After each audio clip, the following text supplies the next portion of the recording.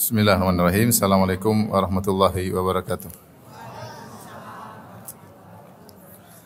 Alhamdulillahi ala ihsani wa syukru lahu ala taufiqihi wa amtinani wa asyhadu an la ilaha illallah wahdahu la syarika lahu ta'ziman li sya'ni wa asyhadu anna Muhammadan abduhu wa rasuluhu ada ila ridwani. Allahumma salli alaihi wa ala alihi wa ashabihi wa ikhwani. Hadirin dan hadirat yang dirahmati oleh Allah Subhanahu wa taala, kita lanjutkan pembahasan kita dari kitab Riyadhus Shalihin, masih pada kitab Al-Umur Al-Manhiyu Anha, perkara-perkara yang dilarang. Kita masuk pada bab berikutnya, Babun Nahyi Anit Tabaghud Wat Taqatu' Wat Tadabur. Bab larangan dari tabaghud. Tabaghud maksudnya saling membenci, itu dalam hati benci kepada yang lainnya. Si A benci kepada si B dan B benci kepada si A. Wat taqatu'. Taqatu' maksudnya adalah saling memutuskan hubungan, saling memboikot, ya. Dan tadabur yaitu saling balik belakang. Kalau ketemu balik belakang.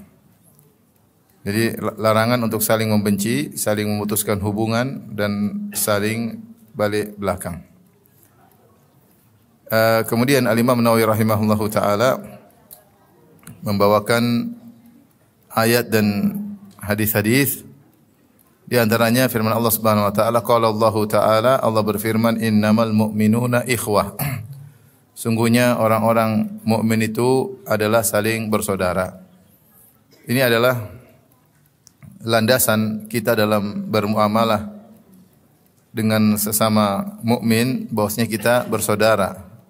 Ada tali yang menyatukan kita, yaitu tali ukhuwah, sama-sama bersyahadatain, ya, sama-sama beriman kepada Allah dan rukun iman dan rukun Islam, ya. Maka siapapun yang kita muamalahi, meskipun berbeda suku, berbeda strata, dia adalah orang mukmin. Dan Allah telah mengingatkan, innamal mu'minuna ikhwah, sungguhnya orang beriman adalah saling bersaudara. Maka seorang ketika bermuamalah dengan mukmin yang lain, dia niatkan bahwasanya dia adalah saudaraku dan saya adalah saudaranya. Tentu dengan adab-adab yang telah digariskan dalam syariat. Maka ketika Allah menamakan kaum mukminin adalah saling bersaudara, tentunya dipahami bahwasanya segala sarana yang bisa menguatkan tali persaudaraan maka disyariatkan. Segala sarana yang bisa menguatkan tali persaudaraan disyariatkan. Dan sebaliknya, segala sarana atau perbuatan atau perkataan yang bisa merenggangkan tali persaudaraan maka diharamkan. Oleh karenanya kita dapati bahkan perkara-perkara kecil pun dianjurkan dalam syariat dalam rangka untuk memupuk tali persaudaraan. Seperti Rasulullah SAW bersabda, la tahqiranna minal ma'rufi syai'an walau an talqa akhaka biwajhin taliq. Janganlah kalian meremehkan kebaikan sedikit pun meskipun hanya sekedar tersenyum ketika bertemu dengan saudara. Senyum ketika bertemu dengan saudara, ini adalah salah satu amal soleh yang kata Nabi jangan disepelekan. Kenapa? Karena dia bisa memperkuat tali persaudaraan. Rasulullah SAW juga bersabda, tabassumuka fi wajhi akhika sadaqah.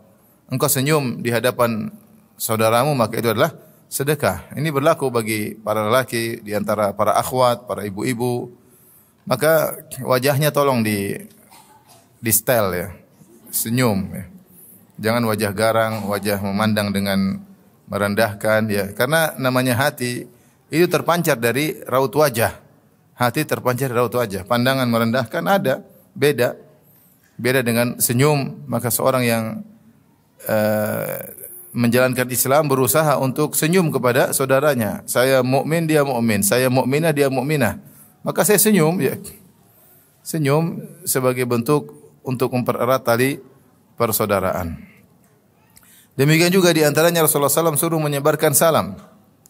Kata Rasulullah SAW, ya, la tadkhulul jannata hatta tu'minu. Tidaklah kalian masuk surga sampai kalian beriman. Wala tu'minu hatta tahabbu. Dan kalian tidak akan beriman kecuali sampai saling mencintai. Awala adullukum ala syai'in idza fa'altumuhu tahabbtum. Maukah aku tunjukkan kepada kalian satu amalan yang jika kalian mengerjakannya kalian akan saling mencintai? Afshus salama bainakum, maka tebarkanlah salam di antara kalian. Salam.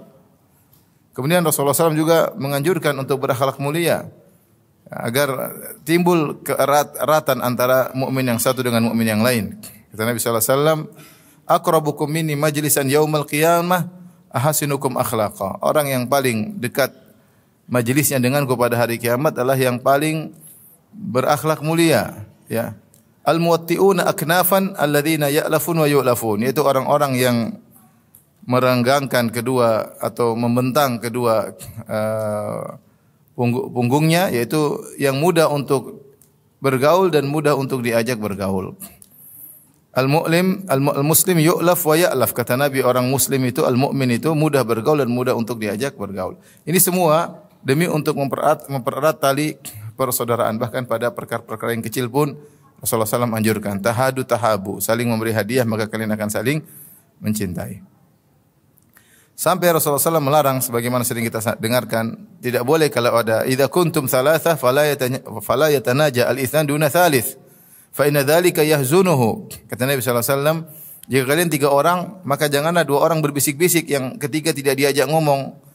Tidak boleh. Kenapa? Karena bisik-bisik tadi akan menyedihkan orang yang ketiga. Ketika ada 3 orang, 2 orang ngobrol sendiri-sendiri, padahal tidak ada maksud untuk menyinggung yang ketiga, tapi setan akan datang kemudian membisikkan kepada yang ketiga, sungguhnya 2 temanmu tidak mengajakmu ngobrol kecuali karena mereka sedang menggunjingmu, atau kau tidak dianggap oleh mereka, atau kau tidak dianggap penting oleh mereka, sehingga akhirnya timbul kesedihan, dan ini bisa meratakan persaudaraan. Oleh karenanya segala perkara yang bisa menumbuhkan persatuan maka dianjurkan. Dan sebaliknya segala perkara yang bisa memecahkan, merenggangkan tali persaudaraan maka diharamkan, ya. Maka banyak diharamkan sebagaimana sudah kita bahas. Ghibah, namimah, ini semua diharamkan. Suudzon diharamkan, hasad diharamkan, banyak sekali, ya. Sampai jangan engkau wala yakhtibu rajulu khitbata akhihi, jangan dia melamar wanita yang sudah dilamar oleh saudaranya, enggak boleh. Sudah tahu dilamar sama temannya, dia malah nyelonong potong kompas, ya. Kemudian ngelamar, mentang-mentang temannya ngelamar pakai motor, dia pakai mobil, ya meskipun kredit, ya. Akhirnya calon mertua berubah pikiran, ya. Karena sekarang tidak ada cinta buta, semua kelihatan, beda mobil sama motor, ya. Ya udah, akhirnya berubah pikiran. Ini ribut berkepanjangan. Kadang bisa saling maafkan, kadang tidak, sampai mati ribut, dendam, kusumat yang tidak akan hilang. Rasulullah SAW juga berkata, wala yabi' rajulu ala bai'i akhihi. Janganlah seorang membeli atau menjual di atas penjualan saudaranya. Si A sudah menjual kepada si B, sudah mulai sepakat, kemudian dia tawaran kepada si B. Si A segitu kan, saya bisa lebih murah. Ini enggak boleh. Enggak boleh. Kalau dia sudah mundur baru sudah tawar, sudah ada kecondongan, kemudian sudah mudah deal-dealan, sudah ini tahu-tahu dia sama saya aja lebih murah. Ini namanya menjual di atas penjualan apa? Saudara. Ini tidak boleh. Sama tidak boleh membeli di atas pembelian saudara. Sudah beli, sudah oke, ternyata saya beli aja lebih mahal. Dia beli sedikit, saya lebih mahal beli. Ini namanya merusak tali persaudaraan. Maka semua hal yang bisa merusak tali persaudaraan dilarang. Karenanya Allah menetapkan kaidah innamal mu'minuna ikhwatun. Sungguhnya orang beriman itu bersaudara. Kemudian Allah juga mensifati tentang orang-orang beriman, adzillatin 'alal mu'minina 'izzatin 'alal kafirin. Bahwasanya orang-orang beriman itu mereka lemah lembut kepada orang-orang beriman, bukan sombong, bukan angkuh, lemah lembut. Merendahkan diri kepada kawannya. Kenapa? Karena kawannya juga orang beriman. Aizzatin alal kafirin, adapun terhadap orang kafir tegas, ya, tidak menghina-hinakan dirinya di hadapan orang kafir. Tapi kalau sama orang beriman ini tidak apa-apa, tawadhu. Karena kenapa? Kita sama-sama beriman, ngapain saya sombong di atas teman saya sendiri yang juga beriman kepada Allah. Ini sifat yang dianjurkan. Tidak usah kita sombong-sombongan di atas orang sesama mukmin, ya. Saya sering sampaikan bahwasanya kalau kita sombong karena status ekonomi kita, mungkin kita mobilnya lebih mewah, mungkin kita rumahnya lebih bagus, mungkin kita jamnya lebih branded, mungkin kita ibu-ibu tasnya lebih branded, mungkin dia KW 10 saya KW 1, ya. Sama-sama KW.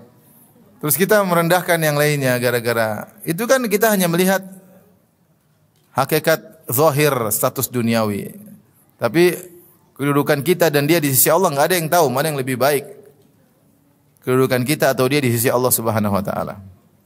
Mungkin kita lihat seorang mungkin dia tidak rajin pengajian atau dia mungkin ke masjid jarang-jarang. Kita mungkin merendahkan dia, belum tentu. Bisa jadi dia punya amalan hati yang kita tidak tahu. Bisa jadi dia berbakti sama orang tuanya.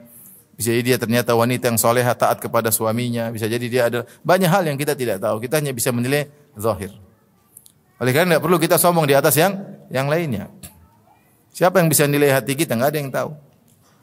Kelihatannya luar biasa dalam berdakwah, ternyata tidak ikhlas. Ternyata hanya cari follower, ternyata hanya ingin popularitas. Enggak ada yang tahu. Yang tahu cuma siapa? Allah Subhanahu wa taala. Oleh karena kita jangan terpedaya dengan amal zahir yang kita lakukan dan jangan kita merendahkan orang.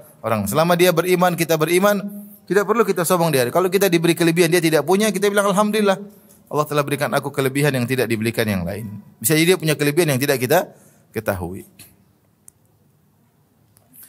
Makanya saya sering sampaikan, seorang terkadang merendahkan majikan, terkadang merendahkan pembantu. Padahal majikan ini tidak ada apa-apanya dibandingkan sang pembantu, asisten rumah tangga. Kenapa? Asisten rumah tangga ini dia bekerja sebulan penuh, gajinya 100% dia kirim ke orang tuanya. 100% dia kirim ke orang tuanya. Mau bandingkan dengan majikannya, pelit luar biasa. Ada seorang wanita kerja 100% gajinya dia kirim buat suaminya. Sementara majikannya, ibu majikannya minta melulu duit sama suaminya. Terus dia majikannya masih merasa lebih hebat daripada sang pembantu, gimana? Maka kita tidak tahu. Maka tidak perlu kita sombong di hadapan orang lain. Sifat orang-orang beriman adzillatin 'alal mu'minin, dia merendahkan dirinya di hadapan orang mukmin yang lain. Kemudian juga Allah menyebut tentang sifat para sahabat. Kata Allah Subhanahu wa taala, Muhammadun Rasulullah, Muhammad adalah utusan Allah. Walladzina ma'ahu asyidda'u 'alal kuffari ruhama'u bainahum. Adapun orang-orang bersama Nabi yaitu para sahabat radhiyallahu taala anhum ajmain, asyidda'u 'alal kuffar, mereka tegas terhadap orang-orang kafir, ruhama'u bainahum, dan mereka saling kasih sayang di antara mereka. Di antara mereka. Ini ciri orang yang beriman, kasih sayang di antara satu dengan yang lainnya. Inilah landasan kita dalam bermuamalah sesama mukmin. Baik, kemudian Al-Imam Nawawi rahimahullah membawakan hadis-hadis yang melarang untuk saling membenci dan saling memutuskan hubungan dan saling memboikot serta saling balik belakang. Karena ini semua perbuatan memutuskan atau merenggangkan tali persaudaraan yang dituntut oleh Allah Subhanahu wa taala. Kita ini sekarang sudah jauh dari tali persaudaraan. Rasulullah SAW menyebutkan, "Matsalul mu'minina fi tawaddihim wa ta'atufihim wa tarahumihim kamatsalil jasadil wahid idza syaka minhu udhun tada'a sa'irul jasadi bisahar wal humma." Kata Nabi, perumpamaan orang-orang beriman dalam kasih sayang di antara mereka, lemah lembut di antara mereka, saling mencintai di antara mereka seperti perumpamaan satu jasad yang satu. Jika sebagian anggota tubuh sakit, maka yang lain ikut merasakan tidak bisa tidur dan juga merasakan demam. Padahal yang sakit anggota tubuh yang lain. Ini hilang terus terang dari kita ya. Sebagian saudara terkena, kita cuek aja, bahkan di depan mata mungkin ada saudara yang sakit ya, tetangga yang ini kita cuek aja ya. Ya, tetangga bahkan kakak adik kita terkadang mengalami sesuatu yang kesulitan, kita pun cuek aja ya. Maka ini introspeksi bagi diri kita semua. Ya, tentunya kita membantu semaksimal mungkin yang kita bisa. Tapi jangan ada yang lain, apalagi saudara kerabat kita, depan kita kesulitan, kita cuek-cuek aja ya, masing-masing ya. Saya jauh hidup susah, enggak, paling tidak ada kepedulian. Telepon kayak kalau kita enggak punya uang, ya. Kunjungin kayak kalau kita memang pelit. Maksudnya jangan cuek-cuek aja. Karena ketidakpekaan kita itu menunjukkan iman kita bermasalah. Menunjukkan iman kita bermasalah. Taib, berikutnya adalah hadis-hadis yang menjelaskan tentang hal-hal yang diharamkan karena bisa merusak tali persaudaraan. Wa an Anas radhiyallahu anhu anna Nabiy sallallahu alaihi wasallam qala, dari Anas radhiyallahu anhu bahwasanya Rasulullah SAW bersabda, la tabaghadu, janganlah kalian saling membenci. Al-bughd itu dari kebencian. Wala tahasadu, janganlah kalian saling hasad. Wala tadabaru, janganlah kalian saling balik belakang. Wala taqata'u, janganlah kalian saling memutuskan hubungan, saling memboikot. Wa kunu ibadallahi ikhwana, jadilah kalian hamba-hamba Allah yang saling bersaudara. Wala yahilu limuslimin an yahjura akhahu fawqa thalath. Tidak halal bagi seorang muslim untuk memboikot atau mendiamkan saudaranya lebih dari 3 hari. Muttafaqun alaih, hadis riwayat Bukhari, Al-Bukhari dan Al-Imam Muslim. Pertama kata Nabi sallallahu alaihi wasallam, la tabaghadu, jangan saling membenci. Taib, di antara makna disebutkan oleh sebagian ulama jangan saling membenci, ada itu jangan melakukan sebab-sebab yang bisa membuat kalian membenci kepada yang lain. Jangan melakukan sebab-sebab yang bisa membuat sebagian kalian benci kepada yang lain. Di antara sebab-sebab yang bisa membuat kita benci satu dengan yang lainnya ketika kita tajassus, tahassus, yaitu cari-cari kesalahan saudara atau dengar-dengar tentang keburukan saudara kita. Kalau kita mendengar-dengar tentang keburukan saudara kita, bahkan kita sendiri yang mencari-cari, maka akan timbul kebencian kalau kita tahu ternyata saudara kita ternyata begini, ternyata begitu. Artinya kita benci sama dia. Puji Allah ketika aib saudara kita tidak kita tahu. Itu lebih baik sehingga hati kita lebih bersih. Makanya dalam hadis riwayat Ahmad dengan sanad yang dihasankan oleh Syekh Ahmad Syakir, Rasulullah SAW mengatakan, janganlah salah seorang dari sahabatku menyampaikan kepadaku tentang seorang pun. Fa inni uhibbu an akhruja ilaikum wa ana salimus sadar. Kata Nabi, janganlah salah seorang dari kalian, wahai dari para sahabatku, menyampaikan tentang orang lain apapun. Kenapa aku suka keluar bertemu dengan orang-orang dalam kondisi hatiku selamat. Itu tidak ada kebencian, tidak ada kedongkolan. Tapi kalau kita sendiri mencari-cari berita, mencari-cari aib orang, kita jadi benci, jadi apa? Makanya di antara sebab untuk tidak menimbulkan kebencian kepada sesama mukmin, kita tidak usah cari-cari kesalahan-kesalahan orang lain. Yang tidak perlu tidak usah kita dengar. Ya.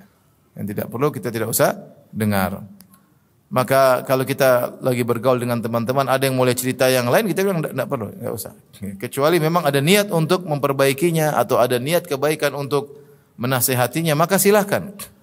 Adapun tidak ada keperluan, maka tidak perlu kita dengar karena akan timbul kebencian. Timbul kebencian kepada saudara-saudara kita. Maka Rasulullah SAW mengatakan la tabaghadu, yaitu maksudnya jangan saling membenci, yaitu hindarkan juga sebab-sebab yang bisa membuat kalian saling membenci, ya.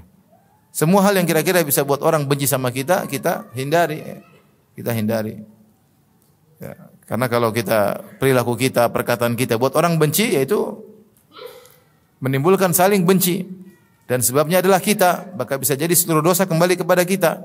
Maka jaga kata-kata, jangan kalau berbicara jangan menohok, jangan nyinyir, jangan merendahkan.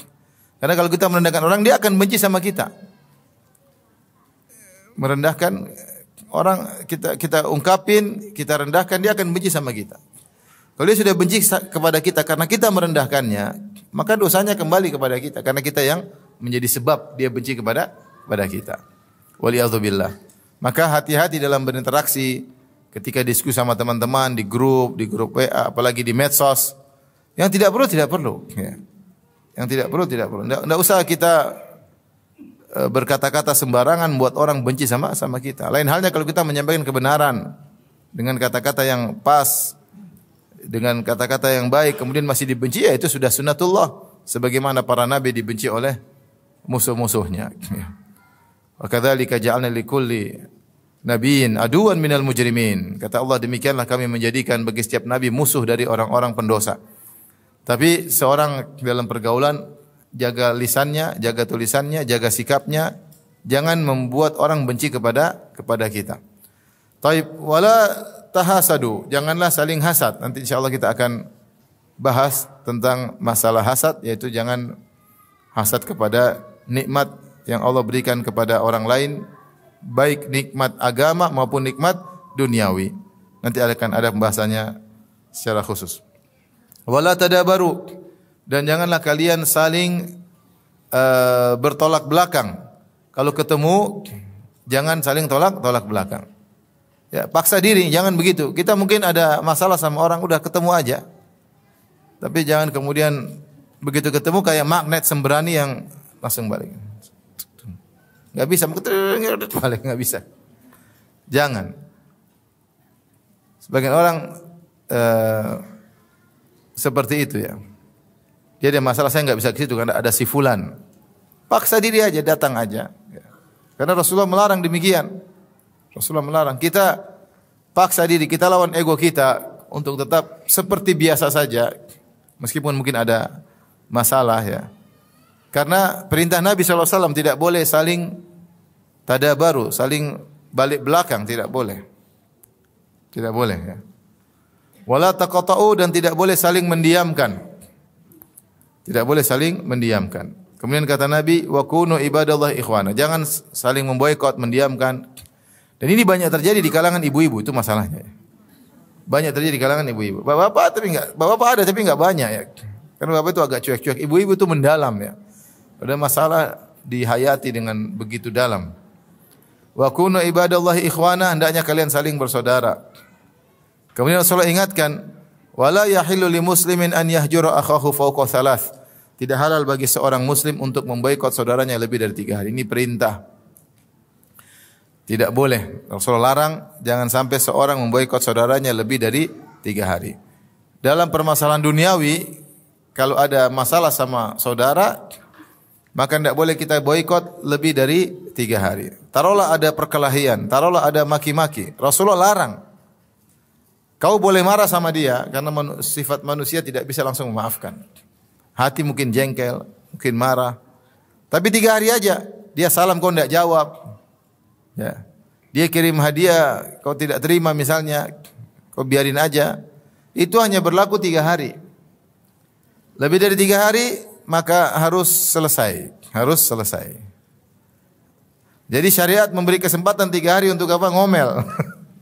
Untuk jengkel. Karena sifat manusia tidak bisa langsung. Kalau suruh langsung maafkan, tidak bisa. Manusia tidak. Kecuali mungkin Nabi SAW. Langsung bisa memaafkan.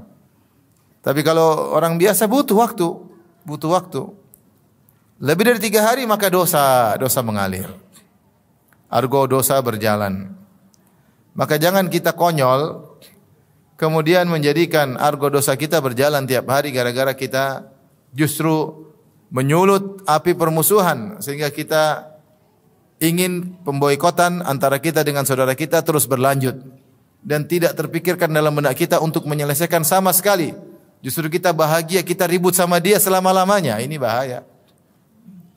Ini orang bahlul ya. Subhanallah. Maafkan. Kalau tidak mampu untuk maafkan, salam aja. Yang penting selesai. Kata Rasulullah SAW dalam hadis yang lain, wa khairuhuma alladhi yabda'u bis salam. Yang terbaik di antara keduanya yang saling memboikot tersebut adalah yang pertama kali mengucapkan salam. Jadi kalau ribut di antara 2 orang, si A dan si B, Rasulullah tidak mengatakan si yang salah harus minta maaf. Dan itu meskipun tidak usah diucapkan, harusnya seorang tahu kalau dia salah dia harus minta maaf. Tapi Rasulullah SAW memberi hal yang lebih baik daripada itu. Yang terbaik di antara keduanya, terlepas siapa yang salah siapa yang benar, adalah yang pertama kali mengucapkan apa? Salam. Jadi kalau kita bertengkar sama teman, susah kita mengatakan dia yang salah, kita yang benar. Dia juga merasa demikian. Dan itu banyak seperti itu. Dia yang salah kok, bukan saya. Apalagi ribut kakak dan adik, ini ribut susah sekali. Kakak bilang kamu adik, harusnya hormat sama kakak. Adik bilang kamu kakak, harusnya sayang sama adik. Bulat aja ya. Bulat. Mana duluan, telur atau ayam? Ayam atau telur? Bulat.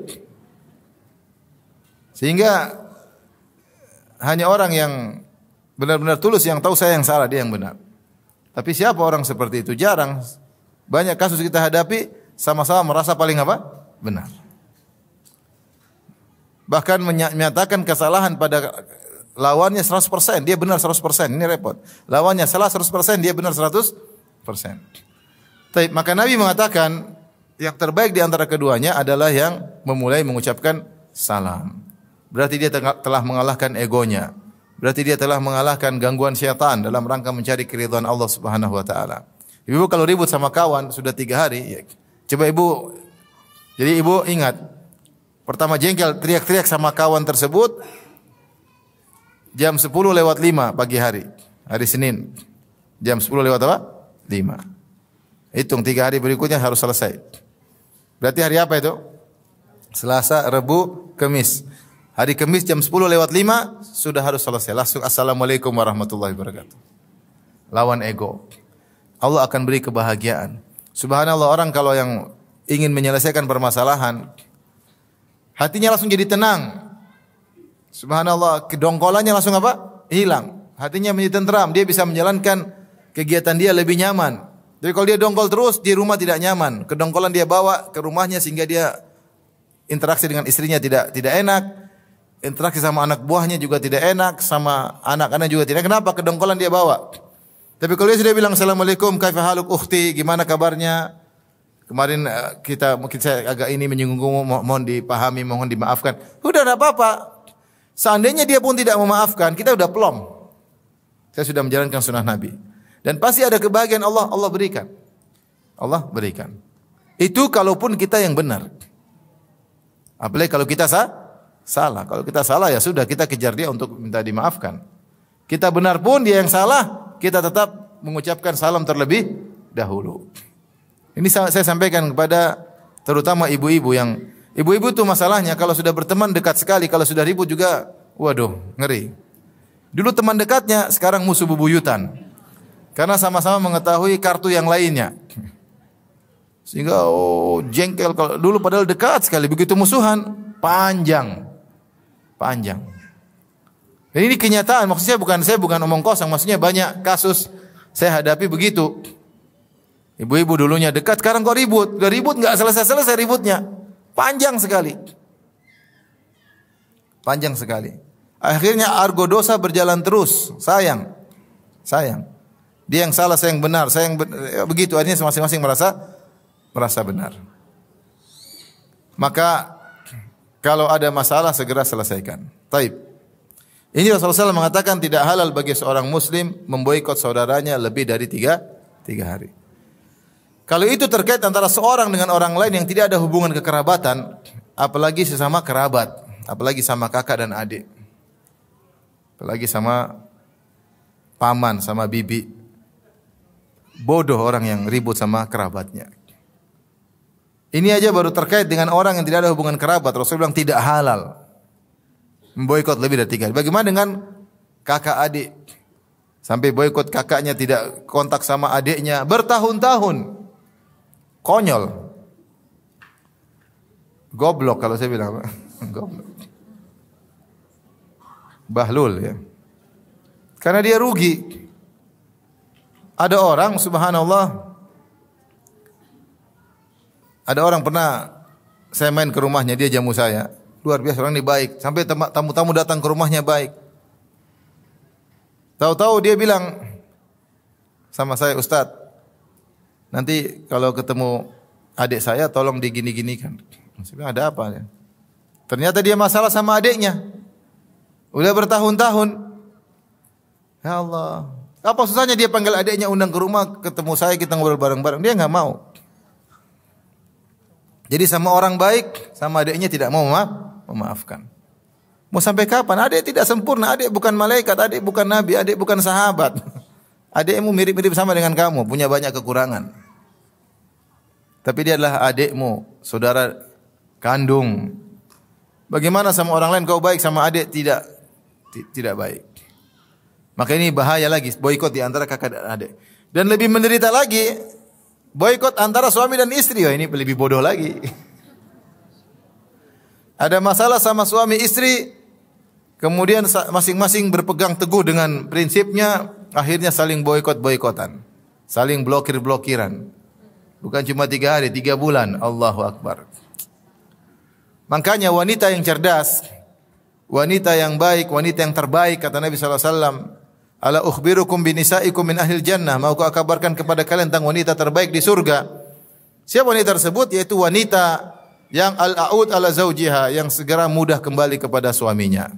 Idza zulimat aw zalamat, jika dia berbuat salah kepada suaminya atau suaminya yang salah kepada dia, tidak peduli dia yang salah atau suaminya yang salah, maka dia pun datang kepada suaminya hatta tadha yadaha ala yadihi, dia letakkan tangannya di atas tangan suaminya. Kemudian dia berkata, la adzuku ghamdan hatta tarda, aku tidak bisa tidur sampai kau ridha kepadaku. Ini wanita yang luar biasa. Kalau ada masalah di rumah tangga, dia ingin segera menyelesaikan. Apakah dia salah atau dia benar? Bahkan dia yang benar, suaminya yang salah pun dia segera ingin menyelesaikan permasalahan. Apalagi kalau dia yang salah. Ini sebagian wanita super bahlul. Dia yang salah, dia ingin suaminya yang minta maaf. Dia yang salah padahal. Bahkan suaminya sudah minta maaf, dia tolak. Maafmu tidak saya terima. Ini bodoh atau tidak ibu-ibu? Kok kurang tegas? Ibu, wanita seperti ini bodoh atau tidak? Enggak berani ngomong. Ini ada gejala-gejala ini. Saya ulangi, wanita seperti ini goblok atau tidak? Hah? Bahlul, iya. Goblok. Yang menderita dia sendiri. Dia menderita dia sendiri. Jadi suami sudah minta maaf, tidak diterima. Terkadang dia usir suaminya pergi. Ketika suaminya pergi, dalam hati, kapan suamiku pulang? Ketika suaminya pulang, assalamualaikum, diusir lagi. Ngapain kamu pulang? Padahal karena ego, sombong. Padahal dia kangen, tapi karena sombongnya dia gengsi ya, gengsi kalau bahasa apa? Bahasa Indonesia, gengsi. Itu tanda kegoblokan. Oleh karenanya ibu-ibu, jangan, hidup ini tidak usah banyak masalah. Kita hidup ini bahagia pun tidak sering. Kalau sudah kebahagiaan yang jarang-jarang itu, jangan kita rusakin lagi dengan penderitaan hati. Kalau hati kita tenang, kita maafkan, kita keplong mau ibadah, mau baca Quran, mau ngaji, tenang, enak. Dikit-dikit sama suami marah-marah, kemudian repot, janganlah. Tidak ada yang sempurna, tidak ada yang sempurna. Maka tidak boleh seorang muslim memboikot saudaranya lebih dari 3 hari, apalagi kerabatnya, apalagi suami atau pasangannya, tidak boleh. Kecuali kata para ulama, kecuali jika dia boikot karena saudaranya tersebut atau temannya tersebut melakukan dosa atau bid'ah yang membuat dia harus diboikot. Maka ini tidak ada batasannya. Tidak ada batasannya. Sebagaimana Nabi SAW memboikot 3 orang sahabat, di antaranya Ka'ab bin Malik radhiyallahu ta'ala anhu dan 2 sahabat yang lainnya, Hilal bin Umayyah dan satu lagi. Yang 3 orang tersebut tidak ikut serta dalam perang Tabuk sehingga mereka melakukan kesalahan. Maka ketika Rasulullah SAW pulang dari perang Tabuk, kemudian mereka mengaku bahwasanya mereka bersalah. Maka Rasulullah SAW memboikot mereka kalau tidak salah sampai 50 hari. Sampai mereka bertobat dan tobat mereka diterima oleh Allah Subhanahu wa taala. Baru pemboikotan tersebut dihentikan. Ini tentunya lihat maslahat dan mudarat. Seorang boleh memboikot saudaranya, enggak. Dulu dia baik, sekarang dia tukang zina, enggak ada bagimu. Tapi ini pemboikotan tersebut, masalah boikot memboikot tukang maksiat atau tukang bid'ah, maka ini lihat maslahat dan mudarat. Lihat maslahat dan mudarat. Memboikot pelaku maksiat ada 2 tinjauan. Tinjauan pertama, tujuannya agar dia sadar. Maka kita boleh boikot dia agar dia sadar. Sebagaimana Nabi SAW memboikot 3 sahabat. Hatta idza dhaqat alaihim anfusuhum. Hatta idza dhaqat alaihimul ardu bima rahubat wa dhaqat alaihim anfusuhum wa dhannu an la malja'a min Allah illa ilaih. Thumma taba alaihim liyatubu. Kata Allah, sampai ketika mereka merasa bumi yang luas ini terasa sempit bagi mereka. Dan jiwa mereka pun terasa sempit. Akhirnya mereka bertobat. Jadi Rasulullah memboikot mereka selama 50 hari, tidak diajak ngomong. Kalau ada yang mengucapkan salam, dia 3 orang tersebut mengucapkan salam, enggak ada yang jawab. Mau ngomong tidak dijawab omongannya sampai mereka merasa sempit dan mereka bertobat, maka selesai pemboikotan tersebut. Maka di antara tujuan pemboikotan adalah agar menjadikan orang yang diboikot tersebut sadar. Misalnya seorang suami boikot istrinya Kenapa? Istrinya nusyuz. Membangkang. Terus suka nonton film Korea. Maksiat. Film Korea enggak ada. Enggak ada. 1 minggu pun saya tidak akan ngomong sama kamu. Kamu masih nonton film Korea. Sampai dia sadar. Baru kita ajak ngomong lagi. Ini boleh enggak boleh karena dia bermaksiat. Tetapi ini pun dikatakan oleh para ulama sekarang melihat maslahat. Terkadang kita boikot seseorang ternyata dia lebih parah. Lebih parah. Misalnya ada adik kita yang ternyata la qadarullah tidak kita duga atau teman kita ternyata minum khamar. Kalau kita boikot dia, saya enggak mau ngomong sama kamu minum khamar. Ternyata dia tambah parah. Dia malah berkumpul dengan komunitas peminum khamar. Maka jangan kita boikot. Jadi memboikot orang lain dalam rangka agar dia menjadi baik ini melihat maslahat dan mudarat. Ada orang kalau kita boikot dia berubah menjadi lebih baik. Ada orang kalau kita boikot dia tambah parah. Kalau kita boikot tambah parah jangan diboikot. Jangan diboikot. Karena sebagian orang kalau kita boikot dia tambah bertemu dengan komunitasnya, dia tambah lepas, dia merasa tidak ada yang kontrol dia merasa tidak ada yang negur dia tambah parah menjadi-jadi. Seperti ini jangan diboikot, kita dekatin, kita nasihatin. Ambil hatinya. Dan subhanallah zaman sekarang justru pemboikotan malah sering membuat lebih parah. Seorang ayah boikot anaknya, lebih parah anaknya. Karena dia kenapa? Lebih parah karena dia punya komunitas. Kalau zaman Nabi boikot dia ada komunitas, selesai. Ka'ab bin Malik, Hilal bin Umayyah dan satu orang lagi ketika diboikot dia enggak punya teman, mau kemana? Tapi kalau sekarang ada orang kita boikot, dia punya teman-teman banyak. Tambah parah. Ini tujuan boikot yang pertama adalah untuk membuat orang yang diboikot dididik agar menjadi lebih baik. Maka lihat maslahat dan mudarat. Jika dia diboikot menjadi lebih baik, maka boikotlah. Jika ternyata dia diboikot tambah parah, maka jangan diboikot. Kemudian yang kedua, tujuan dari boikot boleh lebih dari 3 hari jika maksiat, dosa atau bid'ah dalam rangka menyelamatkan diri kita. Misalnya kita tahu tetangga kita ternyata ada ahlul bid'ah. Misalnya orang Syiah, syubhatnya banyak. Jangan gaul sama dia. Jangan gaul sama dia selama-lamanya. Karena kalau kita gaul sama dia, kita yang terpengaruh. Enggak usah. Kita punya tetangga misalnya tukang takfir, suka mengkafir-kafirkan, suka ngebom sana sini. Jangan dekat karena syubhat itu kuat. Kata para salaf, al-qulubu dha'ifah wa syubhatu khattafah. Hati itu lemah dan syubhat menyambar-nyambar. Saya enggak mau kalau saya takut terpengaruh. Sampai ada seorang datang ahlul bidah kepada Ibnu Sirin. Dia bilang, Ibnu Sirin saya ingin ngomong sama kamu. Kata Ibnu Sirin tidak ada perkataan. Sebentar aja enggak, wala nisfu kalimah, setengah kata pun saya enggak mau dengar. Saya enggak mau dengar. Saya sudah nyaman dengan imanku, saya tidak mau dengar kamu. Jadi tidak mengapa seorang memboikot orang lain atau memboikot dirinya agar tidak berinteraksi sama orang lain demi untuk menjaga keselamatannya. Misalnya kita bilang sama anak kita, kamu jangan main sama anak itu bahaya. Kalau kamu main kamu terbawa. Kita boikot anak kita dari orang tersebut, ya supaya anak kita tidak terpengaruh dengan orang tersebut. Orang tersebut yang minum khamar, nonton yang tidak, tukang main judi, kita jaga anak kita. Ini boikot boleh lebih dari 3 hari untuk menyelamatkan agama seseorang. Faham? Tapi kalau boikot masalah duniawi, gara-gara ini gara-gara salah ngomong, itu tidak boleh lebih dari 3 hari. Baik, kita lanjutkan. Wa an Abi Hurairah radhiyallahu taala anhu, dari sahabat Abu Hurairah radhiyallahu anhu, anna Rasulullah sallallahu alaihi wasallam Rasulullah sallallahu bersabda, tuftahu abwabul jannati yaumal itsnain wa yaumal khamis. Dibukakan pintu-pintu surga setiap hari Senin dan hari Kamis.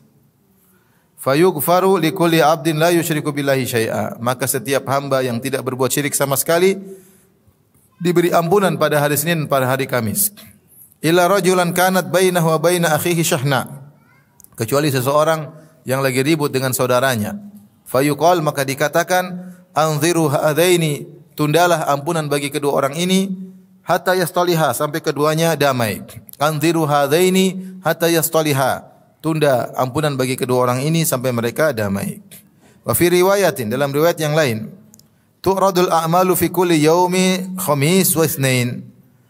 Amal-amal diangkat setiap hari Kamis dan setiap hari Senin.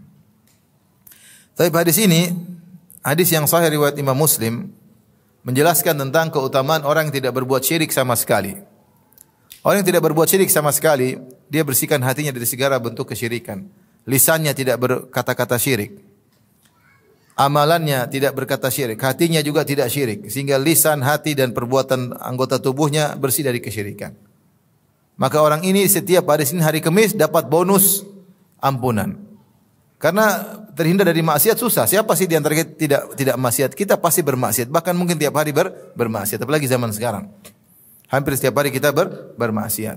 Apalagi dengan bergulirnya berbagai macam berita di medsos, maka kita ikut nimbrung, kita ikut akhirnya tanpa sadar kita terjerumus dalam apa? Maksiat.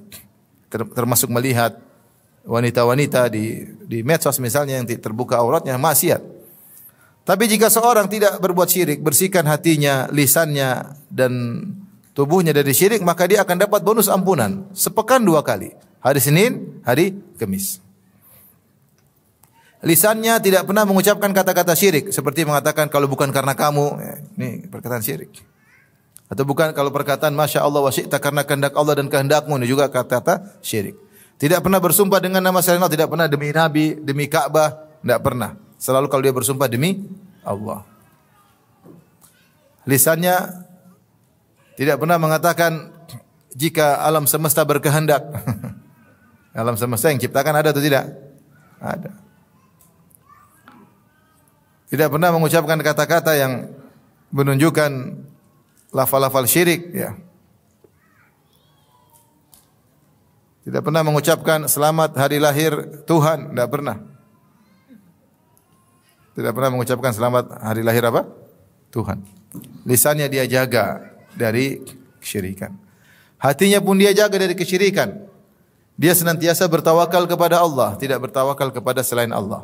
Dia bekerja sama bosnya, tapi tawakalnya bukan kepada bosnya, tawakalnya kepada Allah. Dia berobat kepada dokter, dia tahu dokter sebab kesembuhan, tapi tawakalnya bukan kepada dokter, tawakalnya kepada siapa? Allah. Selalu tawakal kepada Allah. Hatinya dia bersihkan dari kesyirikan. Karena bertawakal kepada manusia syirik kecil. Dia tidak riya. Kalau dia melakukan ibadah maka bukan untuk dipamerkan. Kalau dia melakukan kebaikan dia tidak menanti sanjungan orang. Dia bersihkan hatinya. Kapan terbetik dalam hatinya mencari sanjungan orang, segera dia bilang a'udzubillahi minasyaitonir rajim. Allahumma inni a'udzubika an usyrika bika syai'an Allahumma astaghfiruka lima la a'lamu. Dia berlindung kepada Allah dari hal tersebut.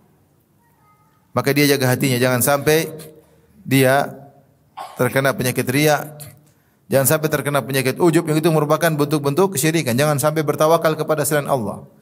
Kemudian anggota tubuhnya pun dia jaga dari kesyirikan. Jangan sampai dia menyembelih kepada selain Allah, jangan sampai dia berdoa kepada selain Allah, jangan sampai dia, intinya dia berusaha tidak syirik sama sekali. Tidak percaya kepada tatayur, pamali-pamali, tidak percaya kepada khurafat. Orang seperti ini dapat bonus ampunan setiap Senin, setiap apa? Kamis. Syaratnya dia harus bersih dari kesyirikan. Ini berat tapi perjuangan. Taib. Nabi mengatakan, "Tuftahu abwabul jannah yaumul Itsnin wal Khamis." Pintu-pintu surga terbuka, dan akidah Ahlussunnah wal Jamaah bahwasanya surga sudah ada, neraka juga sudah ada. Dan pintu-pintu surga terkadang dibuka ada momen-momen tertentu. Seperti ketika bulan Ramadan. Tuftahu abwabul jannah, dibuka pintu-pintu surga. Di antara momen setiap hari Senin, hari Kamis, karena ada amalan-amalan yang akan diangkat. Tuftahu abwabul jannah yaumul Itsnin wal Khamis, dibukakan pintu-pintu surga. Di antaranya untuk memberi bonus ampunan kepada orang yang tidak berbuat syirik sama sekali. Maka berbahagialah orang yang bertauhid, maka dia dapat bonus ampunan setiap Senin dan setiap Kamis, di mana pintu-pintu surga terbuka, maka turunlah ampunan baginya. Dan kita ini yang buat kita jadi masalah di dunia maupun di alam barzah, apalagi di akhirat, karena dosa-dosa. Makanya ketika dikatakan kepada Nabi, inna fulana qad matat wastarahat, ya Rasulullah, ada seorang ibu-ibu sudah meninggal dan dia sudah istirahat karena meninggal. Maka Nabi pun marah. Faqadiban Nabi sallallahu alaihi wasallam, Nabi pun marah. Nabi berkata, "Inna ma yastarihu man ghufira lahu." Yang istirahat itu kalau mati yang diampuni. Kalau dia mati tidak diampuni, tidak ada istirahat, malah menderita pada kehidupan berikutnya. Oleh karena yang bikin kita menderita itu adalah dosa-dosa. Menderita batin di dunia, hidup dalam kondisi ma'isyatan dhanka, Dalam kehidupan yang sempit rasanya meskipun mungkin rumah mewah, mobil mewah, jabatan tinggi, kehidupan sempit. Hati sempit. Kenapa maksiat? Belum di alam barzah, belum di hari akhirat. Nah, kalau kita bertauhid, maka dosa-dosa kita diampuni subhanallah sepekan 2 kali. Senin dan Kamis. Maka ini perlu perjuangan. Kita ngaji supaya kita benar-benar hati kita bersandar kepada Allah. Kita ngaji supaya kita bersihkan hati kita dari ingin dipuji dan disanjung. Maka jangan bikin perbuatan-perbuatan yang membuka pintu kita untuk dipuji. Pamer-pamer ibadah, pamer-pamer privasi kita. Kenapa kita pamer-pamer? Supaya dipuji. Kapan seorang menunggu pujian, itulah riya. Apa itu riya? Intidharu ats-tsana' minan nas. Menunggu pujian manusia, menunggu dilaikin, itu namanya ciri-ciri orang yang riya. Maka jangan buka celah-celah tersebut agar kita dapat bonus ampunan. Jangan terpedaya dengan sanjungan banyak orang. Ya kalau pamer amal kita, orang sanjung enggak? Sanjung banyak. Apa faedahnya? Enggak ada faedahnya. Enggak ada faedahnya. Hanya merugikan kita. Amal kita gugur, tidak dapat bonus ampunan dan dapat dosa. Taib. Tetapi meskipun sudah bertauhid kepada Allah, namun ternyata bermasalah sama saudaranya, bonus tersebut tidak jadi. Kata Nabi sallallahu alaihi wasallam, illa rajulan kanat bainahu wa baina akhihi syahna, kecuali seorang yang ada masalah permusuhan dengan saudaranya, bermusuhan sama kakaknya, bermusuhan sama adiknya. Kalau saudara di sini yang dimaksud adalah saudara kerabat. Kalau dimaksud saudara secara umum lebih parah lagi. Kalau dia ada temannya permusuhan, maka keduanya tidak diberi ampunan, bonus ampunan setiap hari Senin, hari Kamis. Maka dikatakan anziru hadaini, tundalah kedua orang ini, jangan dikasih ampunan setiap Senin dan Kamis hatta yastaliha, sampai keduanya damai. Subhanallah, rugi atau tidak rugi? Anziru hadaini, tundalah kedua orang ini, jangan diberi bonus ampunan setiap Senin dan Kamis hatta yastaliha, sampai mereka damai. Oleh karenanya ikhwan dan akhwat, sekarang ini kita periksa diri kita. Saya ada masalah sama siapa? Ibu sekarang pikir masing-masing. Saya ada masalah sama siapa? Ibu mikir. Ibu punya masalah enggak? Coba tes satu-satu. Sama suami ada masalah enggak? Oh banyak ternyata. Waduh, harus segera selesaikan. Percuma ngaji-ngaji tauhid tapi masalah enggak diampuni oleh Allah setiap Senin Kamis. Baik. Ternyata suami enggak. Mana dia sudah maafin. Suami saya pemaaf. Saya sudah sering salah tapi dia maafin terus. Alhamdulillah. Baik. Lanjut, kakak adik. Ada enggak masalah sama kakak sama adik? Periksa coba sekarang. Ada enggak masalah sama kakak? Kakak pertama, kakak kedua, adik pertama, adik kedua. Coba lihat, ada masalah enggak? Kalau masalah segera selesaikan. Tapi luaskan lagi. Coba ada masalah enggak sama om, sama tante, sama bibi, sama paman? Coba cek ada enggak masalah. Ribut enggak? Boikot sudah lama enggak kunjung-kunjungan, sudah lama tidak telepon-teleponan, ada masalah, ribut. Gondong-gondongkan, saling menjatuhkan. Nah, ini masalah. Berarti kita enggak dapat bonus dong. Dapat bonus enggak dapat. Oh ternyata alhamdulillah lewat. Oh lewat tetangga, ada tetangga. Terus kawan-kawan ada enggak? Terus periksa. Kalau ada selesaikan sekarang. Insyaallah orang Indonesia itu pemaaf. Pemaaf atau tidak? Pemaaf. Buktinya kalau ada koruptor masuk penjara keluar dipilih lagi. Karena Indonesia memaafkan, mudah memaafkan. Itu aja koruptor bisa dimaafkan apalagi teman sendiri. Ya atau tidak? Indonesia memaafkan, sangat mudah memaafkan. Baru kemarin dimaki-maki, kemudian jadi kawan lagi, mudah. Oleh karenanya jangan ragu-ragu kalau ada masalah, segera selesaikan. Sebelum kita mati, kita enggak pingin ada masalah di akhirat. Kita rugi bukan cuma di akhirat kita rugi, karena kita akan disidang sama dia. Bahkan di dunia pun kita tidak dapat bonus apa? Ampunan. Maka hidup ini cuma sebentar, enggak usah cari masalah. Kalau ada masalah segera selesaikan.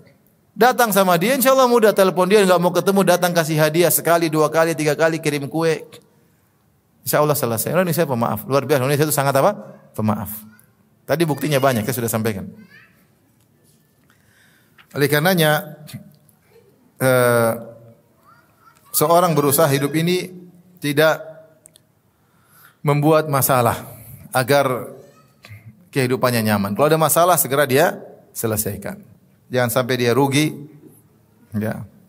Apalagi dalam satu hadis yang diperselisihkan Rasulullah SAW mengatakan, "Thalathatun la turfa'u lahum salatum fawqa ru'usihim shibran. Ada 3 orang yang salatnya tidak akan diangkat di atas kepalanya meskipun sejengkal, artinya tidak diterima. Kalau diterima kan amal itu diangkat. Kata Allah Subhanahu wa taala, "Ilaihi yas'adul kalimut thayyibu wal 'amalus shalihu yarfa'uh." Kepada Allah lah amal soleh, kalimat-kalimat yang baik diangkat dan amal soleh diangkat. Diterima berarti.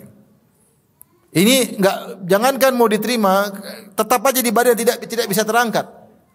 La turfa'u lahum salatum fawqa ru'usihim shibran.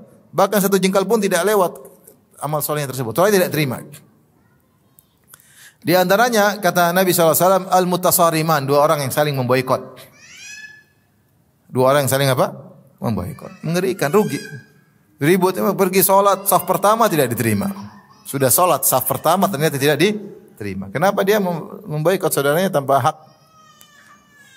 Oleh karena seorang harus cerdas, tahu bahwasanya hidup ini cuma sementara, maka jangan konyol, jangan goblok sehingga dia rugi sendiri. Lawan ego, kita ngalahkan ego kita karena Allah pahalanya besar. Hati lebih tentram. Allah beri kebahagiaan dunia sebelum akhirat. Dunia kalau kita maafin orang, kita lawan ego kita, hidup tentram, nyaman. Nyaman, mau apa-apa nyaman. Tapi kalau kita enggak maafin, repot. Mau ketemu dia enggak enak sama pakai apa enggak enak, sudah hidup selalu cari-cari kesalahan dia, nunggu-nunggu kesalahan dia. Kalau dia mati kita bahagia. Kalau dia terjungkal kita senang, kalau dia naik malah kita sengsara. Maka bersihkan hati kita. Baik, sampai sini saja. Subhanakallah bihamdik asyhadu an la ilaha illa anta astaghfiruka wa atubu ilaik. Assalamualaikum warahmatullahi wabarakatuh.